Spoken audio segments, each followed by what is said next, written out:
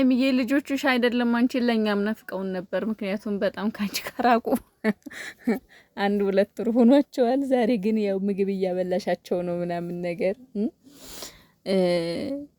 የማሂ አደራዎች ለማሂ ነው አረ ማሂ ጋ ናቸው ልጆቿ ሲባል ሰምቻለሁኛው። ማሂዬ የኛ አደራ ተቀባይ አንበሳዋ የሀይሚዬ ጓደኛ ልጆቿን በደንብ ተንከባክባ በደንብ እንደዚህ አሳምራ ጠብቃታለች። በነገራችን ላይ ማለት ነው የምር ማለት ነው። ኧረ በስመ አብ እነዚህን ጥንቸሉ ናቸው። እነዚህን ጥንቸሎች ሀይሚ የት አረገቻቸው? እስካሁን ሀይሚ ማሂ ጋ ናቸው።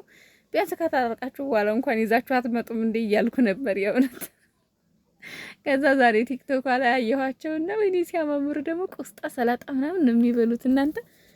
ኧረ ወይኔ ጥንቸል በዚህ ልክ ግን እንደዚህ ያምራሉ እንዴ? ለካኛ እኮ በየጓሯችን ጥንቸል እናቴ ምንድን ነበረ በጣም እንትን ይሄ አትክልት ምናምን ይበሉብን ነበረ እየመጡ ማለት ነው ጥንቸሎች።